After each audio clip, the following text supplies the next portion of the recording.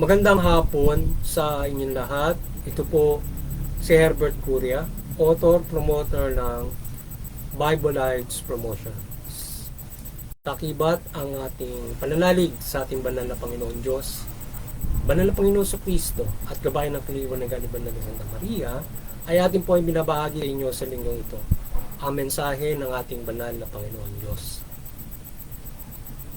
Ang tema ng mensahe ng ating banal na Panginoon Diyos ay ang mabuting balita ang magpapalaya sa lahat ng mga tao at bansa. Ngayon ay babasahin ko po sa inyo ang mga mensaheng ito mula po doon sa Bagong Tipan, ang mabuting balita ng paghahari ng ating banal na Panginoon Diyos sa pamamagitan ng banal na Panginoong Jesucristo. At ayon po dito sa mga taga-Galacia, Kabanata 5, talatang 1, ito po yung mensahe. Pinalaya tayo ni Kristo upang manatiling malaya. Magpakatatag na kayo at huwag nang paaliping muli. At pagpatuloy po natin sa mga taga-Kolosas, Kabanata 1, talatang 12 hanggang 14. Ito po yung mensahe.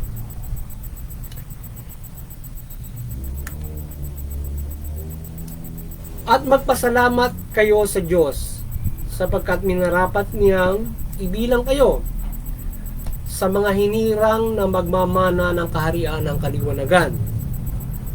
Iniligtas niya tayo sa kapangyarihan ng kadiliman at inilipat sa kaharian ng kanyang minamahal na anak.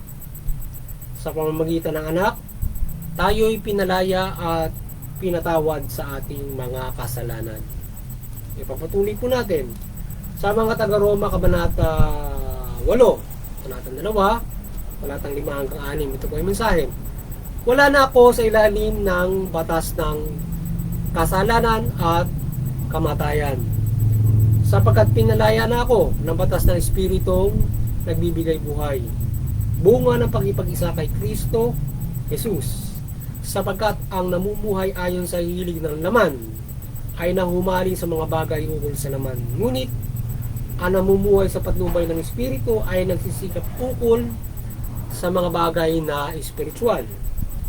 Ang paghumaling sa mga bagay ukol sa laman ay nagbubulit sa kamatayan. Ngunit, ang pagsisikap sa mga bagay ukol sa Espiritu ay magbubunga ng buhay at kapayapaan. Pagpatuloy po natin sa mga taga-Roma, Kabanata 6, talatang 22 hanggang 23. Ito po ang mensahe. Ngunit ngayon pinalaya na kayo mula sa kasalanan at mga alipin na ng Diyos. Ang natamo ninyo ay kabanalan at ang kauwian ay buhay na walang hanggan. Sapagkat kamatayan ng dulot ng kasalanan, ngunit ang kaloob ng Diyos ay buhay na walang hanggan sa pamamagitan ni Kristo Jesus na ating Panginoon. Patuloy po natin sa Gawa, Kabanata 4, talatang 12. Ito po ang mensahe. Kay Jesucristo lamang matatagpuan ang kaligtasan. Sapagkat sa silong ng langit, ang kanyang pangalan lamang ang ibinigay ng Diyos sa kaililigtas ng tao. Ito po ang mga salita ng Diyos at kanyang mensahe sa linggong ito. Magpasalamat tayo sa ating banal na Panginoon Diyos. Ngayon, ipaliliwanag ko po sa inyo itong mensaheng ito ng ating banal na Panginoon Diyos mula sa tema na ang mabuting balita ang magpapalaya sa lahat ng mga tao sa bansa niya. Ngayon, nais pong ibabatid sa atin ng ating banal na Panginoon Diyos na tayo ay lalaya lamang sa ating pagkakasala o sa pagkakabihag sa atin ng mga demonyo, na tayo ay hinilan niya sa kasamaan at pagkakasala ay sa pamamagitan lamang ng pagpapalaya ng ating banal na Panginoon Diyos at kanyang kagandaan sa pamamagitan ng kanyang buktong na anak, na tayo ay sa pamamagitan ng Panginoon sa Kristo, tayo ay pinalaya ng ating banal na Panginoon Diyos mula doon sa kaharian ng mga demonyo o yung sa pag-influence sa ating ng demonyo, at tayo ay bigyan ng pagkakasala o dalahin sa pagkakasala at magkaroon tayo ng kamatayan. So ngayon, tayo ay dinadala ng Diyos, pinalaya at binibigyan muli tayo ng pagkakataon at buhay para tayo ay makapiling niya sa takdang panahon. Kaya para lumaya tayo sa mga pagkakasala o sa piling ng mga demonyo, tayo ay manampalataya sa ating banal na Panginoong Kristo, o manampalataya tayo, pailalim tayo sa Panginoon Diyos mula Panginoong Yeso Kristo, at tayo ay magkakaroon ng buhay na walang hanggan, at tayo ay magiging malaya sa kamatayan, at magiging malaya tayo sa ating pagkakasala o kasamaan. Ngayon, kung tayo ay yung ating matagal ng ibinabahagi o pinapangaral na yung pagkakasala, tayo ay lalaya sa mga pagkakasala. Kung tayo nagkasala, lumalaya tayo doon sa mga pagkakasala na nagawa natin, at tayo patatawarin ng Diyos. Ngayon din, yung mga biktima mo, lalaya din sa iyong ginagawang kasamaan. Halimbawa, pang-aapi ang ginagawa mo, o oppression, ino-oppress mo yung tao, inaapi mo. Halimbawa, isang komunidad o ikaw ang naghahari-harian. So ngayon, sila'y lalaya sa iyong kasamaan o evilness kung ikaw ay magpapakabuti. So ngayon ay ang magpapalaya sa atin ay pamumuhay spiritual o mabuting pamumuhay. Yan. Kagaya ng magpapairal ng kapayapaan, o mula nga dito sa mabuting balita, at partikular, tayo ay mamumuhay spiritual. Yan ang sinasabi ng mabuting balita, na tayo ay mamuhay spiritual upang tayo ay lumaya sa ating pagkakasala na makalaman. Ibig sabihin, nagdudulot ng pagkakasala ay yung ating makalaman na pita. Kaya dinudulot ng ating pagkatao na tayo ay yung pangangailangan naman ay ating sinusunod sa pamagitan ng masamang mga bagay.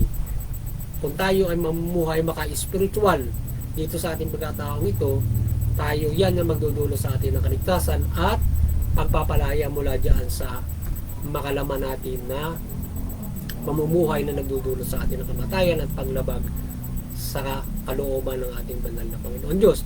Ngayon, para hindi natin malabag yung kalooban ng banal na Panginoon Diyos, tayo ay, at magpailalim tayo sa mga kasamaan, so tayo ay maliwanagan ng ating mabuting balita, maliwanagan tayo ng banal na Panginoon Diyos, at tayo ay mamuhay spiritual. So pamamagitan yan, tayo ay lalaya mula dyan sa mga pagkakasala na yan, o lalaya tayo dito sa makapitang laman o na nagdudulo sa atin ng pagkakasala at kamatayan. So ngayon ay para tayo ay maligtas sa kamatayan at kasamaan o mapailalim tayo ng tuluyan sa kandemonyohan, tayo ay manampalataya sa ating banal na Panginoon, sa Panginoon Kristo, at sa gabay ng mabuting balita ay ay sinasabi dito kung paano tayo mamumuhay spiritual sa ating pananampalataya sa Panginoong Kristo. So binalangkas ng Panginoong Kristo dito kung paano tayo mamumuhay maka-spiritual. Tayo ay sa pamamagitan ng pagmamahal, pagpapairal ng kapayapaan, makatarungang pamumuhay yan, mabuting pamumuhay, yan yung maka-spiritual na pamumuhay na siya nagpapalaya sa atin mula doon sa makalaman nating pamumuhay na nagdudulot ng kasamaan or sa kasamaan. So kinakailangan ay maka-spiritual tayong mamumuhay, or tayo ay para tayo ay makalaya lahat sa kasamaan sa mundong ito. Dapat tayo ay siyempre in the simple means of maging matuwid tayong mamuhay.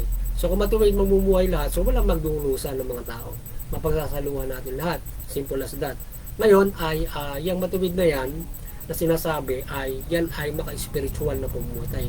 Tayo ay mamumuhay maka-spiritual dahil yung nagbubusod sa ating sa kasamaan ay yung makalaman na pamumuhay na binibigay natin. Yung tayo ay mahilig sa laman o alba sexual, material na bagay, yan binibigay ng material world, yan. So tayo na nagugumon sa mga ganyang mga bagay. So yan ay materialistic at yan ay makalaman na sinasabi, yung sariling interes. But kung tayo ay mamumuhay spiritual, so mapaglalabanan natin yung kasamaan sa pamamagitan ng mabuti mula sa pamamagitan ng mga spiritual na pamumuhay. Kagaya ng tayo nagpapairal ng kapayapaan at gumagawa tayo o nagmamahal tayo sa ating kapwa-tao. Yung buod ng pagmamahal na sinasabi ay o yung ibigin mo yung kapwa mo gaya ng sarili mo o tayo ay magkaroon ng mag-ibigan sa isa't isa, yan ay kabuuan ng kautusan at saka nung aral ng mga propeta. Sa pamamagitan niyan ay hindi ka gagawa ng masama sa mga spiritual na pamumuhay na yan, na lalaya ka sa mula diyan sa mga pamumuhay na kasama, kung marunong ka magmahal ng kapwa-tao mo. So yun, dapat matutunan nyo kung paano ka magmamahal. Mayroon kasing mali ang pagmamahal sa kapwa-tao, lalo na doon sa mga nag-iibigan. Siyempre, kita-kita mo agad doon yung maling pagmamahal na gumagawa ka ng hindi maganda dahil sa mahal mo yung isang tao. So, hindi yun. Or yung simpleng tayo ay magmalasakit sa kapwa-tao. Nasa sa ayos sa mga malasakit. Hindi ka gagawa ng katarantaduhan o kasama para lamang malasakit ka sa kapwa-tao. Para ka mag-ala kung ano. Hindi mo dapat na gagawa ka ng masama para pagmalasakitan mo yung kapwa-tao. Daanin mo ito doon sa mahusay na o sa gabay ng mabuting balita. So kaya tayo para lumaya ay sa pamamagitan ng mabuting balita. At ano ba yung sinasabi ng mabuting balita? Mamuhay maka-spiritual, hindi makalaman. So yung makalaman, tayo lalaya doon sa makalaman na bumuhay kung mamumuhay tayo ng maka-spiritual. Sapagkat yung ating inilana sa ating banal na Panginoon Diyos ay tayo ay mamumuhay spiritual walang hanggan. So ganun tayo i-transform ng ating hindi lamang doon sa pamumuhay kundi on our entity, doon sa ating status na tayo magiging spiritual in the future kung tayo ay maliligtas at tayo bibigyan ng katawang panglangit o maka-spiritual. Tayo man ay umabot ng spoilage o ikaw ay buhay sa pagdating ng Panginoon Kristo, so transform ka na spiritual life, spiritual na entity. Babaguhin tayo as spiritual. Yung mga namatay naman gagawin ulit silang espiritu para magsama tayo at hanggang sa buhay naman. At iba rin yung binuhay na mga para naman sa impyerno. Dadalahin iba yung kanilang entity na yun sa entity na gagawin panlangit. Sabagat mas mahusay, mas mabuti yung entity na panlangit. Pero yung mga pang-impyerno, yun ay entity na inuod pa rin kahit spiritual ka ng transform ng Diyos. Wala hanggang panahon ka pa rin doon. Pero kung ikaw ay entity na spiritual na binago na panlangit, ikaw ay marilag. Maganda ang iyong pagkaka-transform. Parang anghel. Ganun. So, yun. So, kaya tayo ay nasayin natin na tayo ay makapiling ng Diyos pagdating ng takdang panahon. Sapagkat napakaganda, di ba? Kung gagawa ka ng mabuti ngayon at mamumuhay tayo ng mabuti, masigit pang mabuti ang ating kapupuntahan pagdating ng takdang panahon. Ngayon, makakamit lamang ng mga tao, mga bansa, buong mundo, ang mga bagay na yan, kung makapamumuhay lahat tayo maka-spiritual at hindi makalaman. Kasi yung iba, syempre, live to the fullest. Syempre, yung katakawan sa kayamanan, katakawan sa kapangyarihan, yan yung mga material, yan yung mga makalaman, kapangyarihan, wealth, power, yan, sex, yan yung mga yan yung mga sinasabing makalaman ng mga bagay. Hindi lang sexualidad yun, lahat yun, yung material things. So kaya tayo ay umibabaw sa lahat yan through spirituality na pamumuhay. Sabagat yun ang gusto ng Diyos sa atin, yung ating magiging pamumuhay pagdating ng naman naman. So yun. Kaya tayo ay kaya doon tayo ay nasa ilalim ng kautusan na kung saan kapag ka nagkamali ka, magkakaroon ka ng kamatayan, physical, spiritual. So ngayon kung tayo ay nasa ilalim na ng espiritu na nagbibigay buhay, so binibigyan na tayo ng pagkakataon niya. Kaya lang syempre may ginabay kung paano tayo dapat mamuhay. Yan. Noon yung gabay natin, yung kautusan, paano tayo mamuhay niyan, yun ay kapag ka nagkamali ka ron, ikaw ay sana. So ngayon mayroong kapatawaran ngayon kapag nalalabag mo yun. Kaya lang, hindi nangangahulugan kapag pinapatawad ka, ay patuloy mong gagawin yun. So mayroong katapusan yun. At yung lalo na, halimbawa, yung may kamatayang spiritual, yung nilabag mo, yung kasalanan mo, so mabigat yun.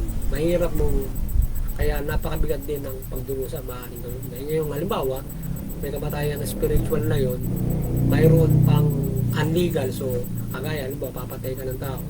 So sa batas ng tao o yung gobyerno na ginawa ng Diyos para magpatubad ng persa, lifetime. Sa Diyos ay kamatayan din ang parusa mo kung gano'n ang gagawin mo. So ngayon para ikaw ay maaari mo mapagbayaran yon sa pamamagitan ng ikaw nga ay ma-lifetime doon sa halimbawa pinarusahan ka sa kulungan, pinulong ka dahil pumatay na ng tao. Ngayon mapagdudusahan mo yun 40 years, maaari may pag-asa ka sa binubuno mo 40 years, nagpakabuti ka, nagdasal doon, maaari may kaligtasan ng spiritual. So ngayon, kung nagpakasama ka pa doon sa loob, eh baka sa impyerno ka na punutin doon.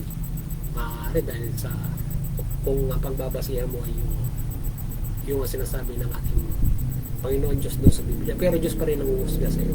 Kahit pa kung tingin mo ay talagang sinalaula mo yung Bible, hindi mo sinunod, pero Diyos pa rin mag-uusga sa iyo sa huli pagdating kagaya nung halimbawa noong yung dalawang kriminal na kasabay pa ako ng Panginoon sa Kristo. Yung isa, hindi nagsisi. Pero yung isa noon lang nagsisi, nung magsisi siya, at that particular time, naligtas siya, di ba? At that particular, hindi naniwala siya sa Panginoon sa Kristo at siya ay humingi ng kapatawaran. So, ano yung kabayaran niya yung sa kanyang pagkakasala? Excuse me, yung kanya kamatayan doon sa krus. So, napagbayaran niya at nagsisi siya. So, yung mga ganun mga bagay, maaaring ikaw ay bigyan ng pagkakataon na kagaya ng Panginoon sa Kristo na binigyan ng pagkakataon yung isang kriminal na naparusahan ng kamatayan na kasama niya na nagsisi. So, kung ikaw nasa kulungan, naparusahan ka ng kulong na lifetime, nagsisi ka, maaaring ikaw ay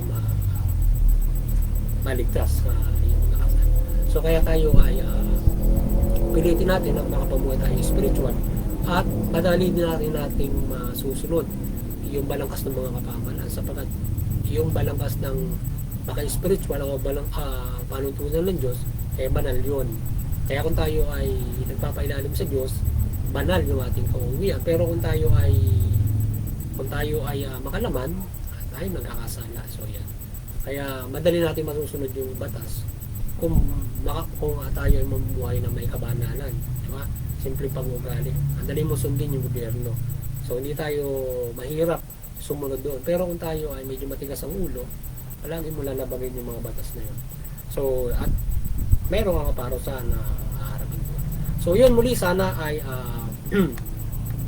sana inagabayan na naman kayo ng Bible Life Promotion sa inyong spiritual na bumuhay at kayo ay magkaroon ng malaking pag-asa sa inyong kaligtasang spiritual mula dito sa gabay na ito ng mabuting balita, mula dito sa ating mula dito sa mensaheng ito na ating ibinahagi ngayon sa inyo, ito ay makagabay sa inyo para sa inyong kaligtasang spiritual at tayo ay patuloy na nanampalataya ng paggabay ng ating banal na Panginoon Diyos, banal na Panginoon Kristo at Espiritu Santo na kanyang kaliwanagan mula sa pagsugo sa banal na Santa Maria at tayo ay gabayan ng kaliwanagan at kanyang mga pag-aaparisyon sa ating pagbabahagi ng salita ng Diyos at maliwanagan ng lahat.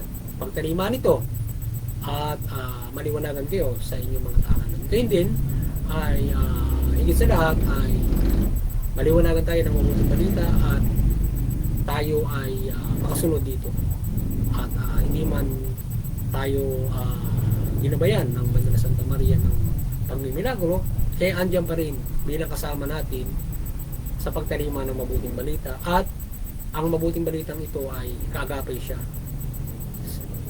Kung tayo ay gagabayan niya sa panahon ito, maliban dito sa mabuting balita ay hindi tayo magpasalamat, pero tayo ay patuloy na pakinggan at sundin ang mabuting balita para sa ating kaligtasang espiritu. Sapagkat yung pagtalima nito, ito yung magliligtas sa atin. Sapagkat kung tayo man ay paghimalaan ng Banal na Santa Maria, kung hindi naman natin alam ang gagawing mabuti, hindi rin tayo maliligtas. So tayo ay magalak kung tayo magabayan niya sa pagtalima ng mabuting balita sa ating panahon na siya ay agape pa rin natin. So, yun. At muli doon sa bawat mga reliyon tayo ay patuloy magkaisa. Maiwasan natin yung mga hidwaan, hindi pagkakaunawaan at mauwi sa karahasan. Sa halip unawain natin yung ating mga paniniwala at mga hindi naniniwala. Sa gayon, hindi tayo nagkakaroon ng karahasan. Nakikita yung ehemplo ng pagkakaisa at pagpapairal ng kapayapaan at mabuting pagkikipagkapwa-tao. At makagagabay tayo ng higit doon sa mga kapamahalaan, bawat mga bansa ng pagkakaisa. So yun, maiwasan yung mga digmaan mula doon sa mga hidwaan ng mga reliyon sapagkat banal ang reliyon at higit itong may malaking impluensya sa lahat. So yun, at doon sa CBCP and Vatican Church, kayo patuloy maliwanagan ni Banda na Santa Maria at patuloy niyo pagbuklarin ang sangkatauhan sa pamamagitan ng banal na Panginoon sa Kristo at mabuting balita. At sa ating muting kakayanan sa pagbabahagi ng Bible Life Promotions ay patuloy na naway mapagbuklod natin ang sangkatauhan sa pananampalataya sa Diyos mula sa mabuting balita o Panginoon sa Kristo at sa tulong ng gabay ng kaliwanagan ni Banda na Santa Maria. So maliwanagan din lahat. So ngayon ay doon sa mga kapamahalaan naman, kayo ay maliwanagan ni Banda na Santa Maria, maliwanagan kayo ng ating banal na Panginoon Diyos, banal na Panginoon sa Kristo at Espiritu Santo, at mamahala kayo na matuwid, makatarungan, tugunin niyo yung karapatan ng bawat mamamayan at magpairal kayo ng iba yung kapayapaan. Sa gayon tayo ay pagbibigyan nyo ng magandang pamumuhay ang bawat mamamayan na inyong nasasakupan maging sa buong mundo. So yun, magandang hapon sa inyong lahat at God bless you.